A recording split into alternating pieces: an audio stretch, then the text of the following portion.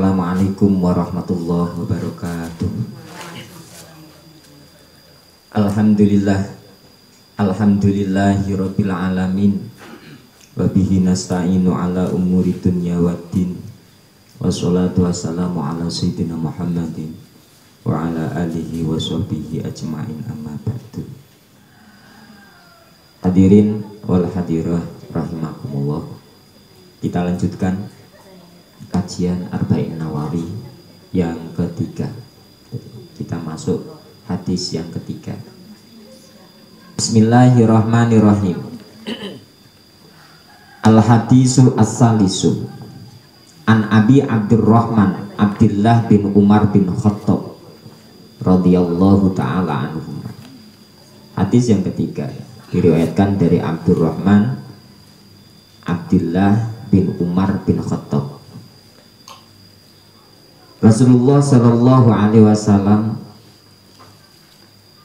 ngendika, sami'tu Rasulullah sallallahu alaihi wasallam yaqul, buniyal Islam ala khamsin, syahadati alla ilaha illallah wa anna Muhammadar Rasulullah wa iqamis shalah wa ita'iz zakah wa hajjil bait wa shaumi ramadan. Dunia den bangun apa al islamu Islam ala khamsin ing atase 5 perkara. Syahadati alla ilaha illallah, suwijine syahadat rupa kalimah tauhid asyhadu alla ilaha illallah wa anna Muhammadar Rasulullah, lan lafal anna Muhammadar Rasulullah, wa iqamis shalah, lan jumenengi salat, wa ita'iz zakah, lan awes zakah, wa hajjil baiti, lan haji maring Baitullah, wa shaumi ramadhana, lan poso wulan Ramadan. Rawahu al-Bukhari wa Muslim. Hadis yang ketiga ini menerangkan tentang pondasi Islam. Islam dalam hadis ini dikiaskan dengan sebuah bangunan. Dunia al-Islam, Islam dibangun. Ini sama mengiaskan agama Islam dengan sebuah bangunan. Lah pondasi Islam ini terdiri dari 5 unsur. 1, syahadat, yaitu syahadat tauhid dan juga syahadat rasul. Jadi syahadat ada 2, 1 syahadat tauhid, 2 syahadat rasul. Asyhadu alla ilaha illallah, ini syahadat tauhid yang artinya saya bersaksi bahwa tiada Tuhan selain Allah, dan saya bersaksi Nabi Muhammad adalah utusan Allah. Ini yang pertama berupa syahadat. Yang kedua, wa iqamis shalah, berupa menjalankan sholat. Jadi pondasi Islam yang kedua adalah menjalankan sholat. Iqami ini bermakna menjalankan. Wa ita'iz zakah, yang ketiga memberikan zakat. Yang keempat, wa hajjil bait, haji ke Baitullah. Ini kalau dalam hadis lainnya ada sebuah takwil, ada sebuah apa jenenge pengkhusus untuk haji ini, manis tato'a ilaihi sabila, kanggone wong sing wis mampu khusus haji. Wa shaumi ramadhana, dan yang kelima adalah puasa bulan Ramadan atau puasa Ramadan. Ketika pondasi 5 ini dijalankan, maka Islam akan kuat. Sama ketika rumah ini dibangun dengan pondasi yang kuat, maka rumahnya pun akan jadi kuat. Gawe pondasi ini terdiri dari enek batu, besi, semen, pasir. Ketika salah satu itu tidak ada, maka akan berkurang kekuatannya. Wong gawe pondasi, orang go semen. Sakit betul? Ya iso, tapi ra kuat. Nek wong ben kan gawe baturan ora nggawa semen, tapi gak kuat. Nek digawe omah terus dipasang botol jelas mudah roboh. Sama dalam pondasi Islam ini. Wonge Islam wis maca syahadat, tapi ra tau salat. Berarti Islame ora kuat. Karena termasuk salat punika as-sholatu imaduddin. Salat ini menjadi sebuah tiangnya agama. Jadi cagake agama kuwi, cagake agama Islam kuwi ya salat. Jadi rangkaian 5 ini diibaratkan sebuah bangunan.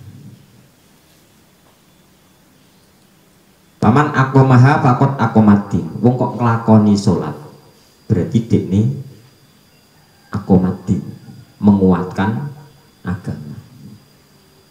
Jadi syahadat salat, wong Islam syahadat tapi ora tau salat, jelas Islami ini tidak kuat. Hingga ana sing ngarani Islam KTP. Karena syarat masuk Islam itu syahadat. Ketika syahadat sudah dilaksanakan maka dia sudah Islam. Cuman tidak cukup syahadat tok. Kelima unsur ini harus dilaksanakan semuanya. Jadi bis maca syahadat, sudah melakukan sholat tapi tidak memberikan zakat. Ini sama halnya ketika membangun sebuah pondasi tapi tidak menggunakan pasir, tidak sempurna. Wahajil baiti, haji ke Baitullah. Ini yang saya katakan tadi, haji ini termasuk pondasi Islam, cuman bagi orang yang mampu. Posami Ramadan, dan yang terakhir puasa bulan Ramadan ini juga wajib dilaksanakan karena ini termasuk rangkaian bahan untuk pondasi Islam. Jadi Islam ketika 5 ini sudah dijalankan semua, pondasi sudah kuat, dibangun apapun ini akan kuat. Wong Islam di mana saja, bekerja di mana saja, ketika pondasi ini sudah dibangun kuat, maka dia tidak mudah untuk terprovokasi, terus pindah agama. Semuanya sudah dijalankan dengan sempurna. Berarti ditani yo tetap wayai sholat, wayai poso yo poso. Nek pamane ini sudah dijalankan semua. Islami kuat, nak Islami kuat niki diadepne karo sapa wae yo iso. Jadi ora gampang maidu, orang lemah ketika dipaidu. Itu hadis yang ketiga. Mungkin sebelum dilanjut ada yang bertanya, tahu belum paham? Tanya Pak Yai, tadi Islam dibangun oleh 5 dasar.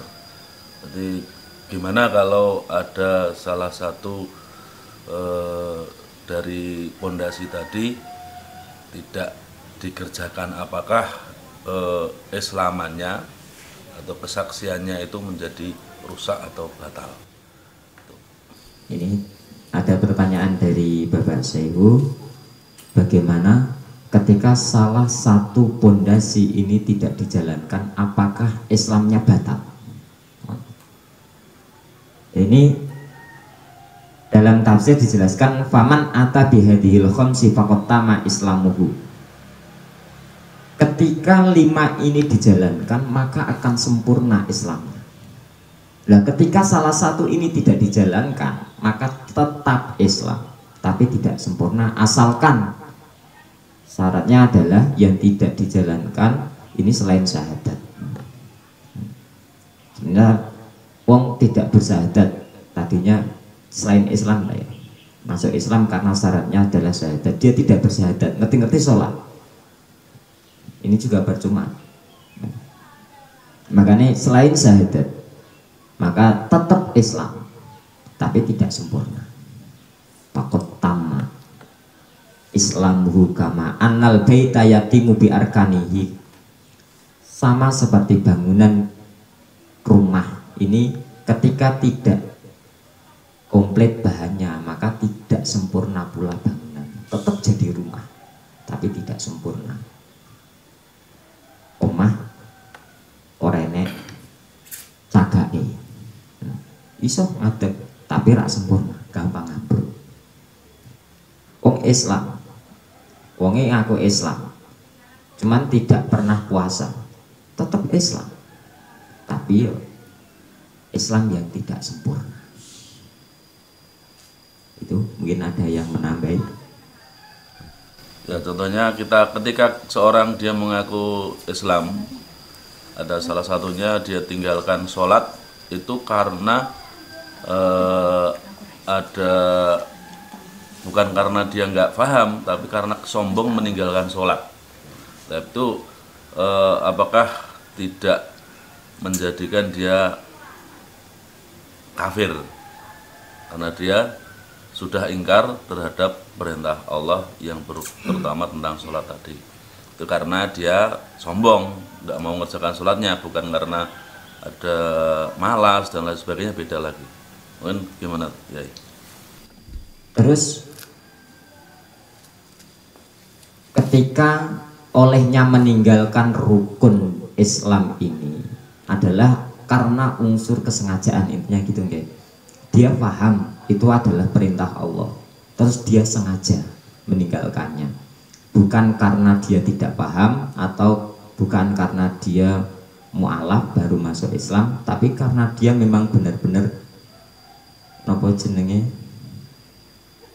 tidak mau mengerjakan perintahnya Allah gitu, karena didasari dengan rasa sombong. Nah, ini kalau dalam keterangan hadis yang lain ini dijelaskan sopo wonge sing ninggal ke sholat ini dikosdin dengan cara sengaja ninggal ke sholat niki podo karo dekne wis kafir.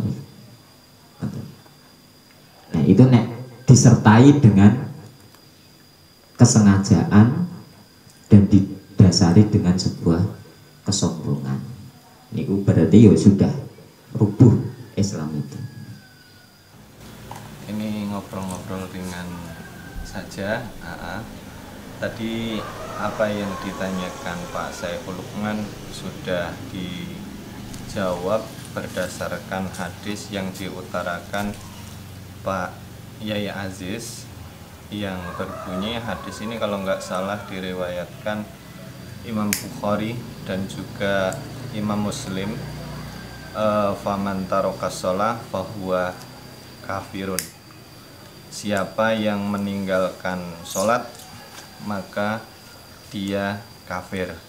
Lah, tiap hadis itu mempunyai dua arti. Yang pertama arti tekstual, arti bahasa, dan yang nomor dua adalah arti kontekstual, arti yang dimaksud Rasulullah. Lah di sini tidak terlepas dari syarah hadis. Lah yang dimaksud kafir di sini seperti yang diutarakan Pak Yai Aziz, meninggalkan sholat itu ada dua unsur. Yang pertama, keturun itu tidak termasuk meninggalkan sholat menjadi kafir. Tapi kalau mengingkari satu ayat yang ada dalam Al-Quran, atau bahasa istilahnya itu sombong, ya, ayat iki ora eneng ning Al-Quran, wa aqimus sholah wi ora eneng, berarti mengingkari satu ayat yang ada dalam Al-Quran, secara otomatis dia adalah kafir, begitu. Jadi dari hadis yang diutarakan Mas Yaya Aziz tadi, arti konteks yang dimaksud Rasulullah meninggalkan sholat, tapi yang meninggalkan sholat atas dasar seperti itu. Jadi kembali lagi, wong sing ninggal ke sholat kudu ditakoni, karena kenapa? Kalau atas dasar itu maka tanpa ragu kita bisa mengatakan dia adalah kafir. Karena kenapa? Mengingkari satu ayat yang ada dalam Al-Quran. Karena sombong ngopo to sholat itu sudah kafir. Begitu, terima kasih. Menawi enten tiyang Islam nggih syahadat, nggih puasa, namung boten salat. Dadose secara dohiri niku boten ketinggal salat ngeten nggih. Menganut aliran manunggaling kawula Gusti ngeten niku. Ngeten niku keislamannya pripun ngeten niku. Bagaimana hukumnya? Dia Islam, syahadat, dia puasa, kemudian dia zakat. Cuman secara zahir dia tidak melakukan sholat karena dia punya keyakinan bahwa setiap dia ingat kepada Allah, melihat sesuatu dia kembalikan kepada Allah, itu termasuk sholatnya dia. Terus ini bagaimana? Nah, ini kalau dijawab dengan sesuai pengertian ilmu fikih, ini jelas sama yang dikatakan oleh Pak Syekhu tadi. Ketika sholatnya ini dia meninggalkan itu karena benar dia ada rasa sombong, terus kemudian didasari dengan rasa yang menentang perintahnya Allah, maka itu sama halnya hukumnya kafir secara fikih. Mergane salat niku yo al iftitah bitakbir wal ihtitam bisalam. Suatu perkara yang dimulai dengan takbiratul ihram, diakhiri dengan salam dengan cara-cara mukhassas yang tertentu. Kok dia tidak melakukan sholat? Karena dia mungkin masuk kategori hakikat ini, wallahu alam. Jadi memang ada hakikat ini. Kadang orang tidak tahu sholatnya secara dohir, tapi batiniah dia melakukan sholat ini, tapi jarang untuk saat ini. Nek wong cek manut zaman ben, tapi dia hanya manut tok, tidak punya dasare. Sesungguhnya sholat oporan ini yang berat. Makanya ada tingkatan syariat, torekot, baru hakikat. Walaupun dia masuk torekot, tetap syariat digunakan. Sholat ya sesuai dengan syariat. Walaupun dia sudah masuk hakikat, hakikat tetap melakukan sholat. Rasulullah ini termasuk sudah ma'rifatullah. Jadi syariat, terus torekot, hakikat, ma'rifatullah. Tapi tetap syariat ini tidak ditinggalkan. Dia sudah mengaku hakikat, dia sudah mengaku makrifat, tapi dia tidak menggunakan syariat. Ini percuma. Syahadat adalah salah satu bangunan, kunci bangunan daripada fondasi Islam.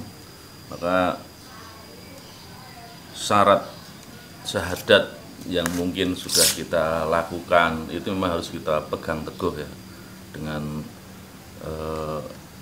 keislaman kita. Terus untuk kita menjadi Islam, karena surga itu dengan keislaman kita, dengan keimanan kita bahwa syahadat adalah sebagai miftahul jannah, kunci surga buat kita.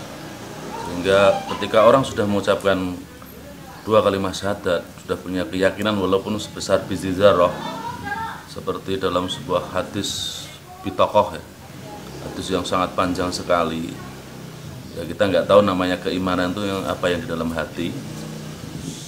Allah ada salah seorang yang dihisap oleh Allah Subhanahu wa taala, yang mana ketika amalnya ditimbang dan semua kebaikan-kebaikan ditimbang itu masih berat amal buruknya, namun ada satu catatan ya, ini tentang di dalam dadanya itu masih ada keimanan kepada Allah Subhanahu wa taala, yakin kepada Allah Subhanahu wa taala. Ya, ini akan menjadi pemberat timbangan. Makanya kalimat la ilaha illallah yang ada dalam dada seorang muslim ini adalah sebuah pemberat. Kalau ditimbang bumi seisinya, kalimat la ilaha illallah itu tetap mizan yang satu dikasih kalimat la ilaha illallah dan satu adalah bumi, itu masih tetap berat kalimat la ilaha illallah. Maka kita yang mempunyai keimanan kepada Allah Subhanahu wa taala ini sebisa mungkin ya dengan sepenuh kekuatan kita, mastata'tum, dengan kemampuan kita berusaha, karena Allah sudah memberikan tadi bagaimana dengan hadis bitokoh, mungkin bisa nanti dilihat hadis yang panjang sekali yang mengisahkan bagaimana ketika seseorang itu mempunyai keimanan sebesar biji dzarrah, punya kalimat la ilaha illallah la ma'budu bihaqqin illallah, bisa mengantarkan dia ke surga. Itu mari kita jaga keimanan kita, keislaman kita, agar bisa membawa kita ke surganya Allah Subhanahu wa taala. Jaga, cukup sekian. Tafsir dari hadis Arba'in Nawawi yang mengatakan ketika salah satu dari rukun Islam tadi tidak dipenuhi, maka dia khorijatun anil Islam. Lakanat al-khomsatu khorijatan anil Islam. Ketika itu tidak dilaksanakan salah satu rukun Islam, maka dia termasuk keluar dari Islam. Terus babakan iman yang dikatakan oleh Pak Syahid tadi, al-imanu sab'una subatan a'laha la ilaha illallah wa adnaha imatatul adha anit thariq. Tinggi-tingginya iman itu adalah lafal la ilaha illallah, dan paling rendah-rendahnya iman ini adalah membuang duri yang ada di jalan. Kiranya sampai sini dulu dari kajian hadis yang ketiga. Semoga ada manfaatnya, dan kurang lebihnya mohon maaf yang sebesar-besarnya. Akhirul kalam, billahi taufiq wal hidayah wa ridha wal inayah wal afu minna wa minkum. Assalamualaikum warahmatullahi wabarakatuh.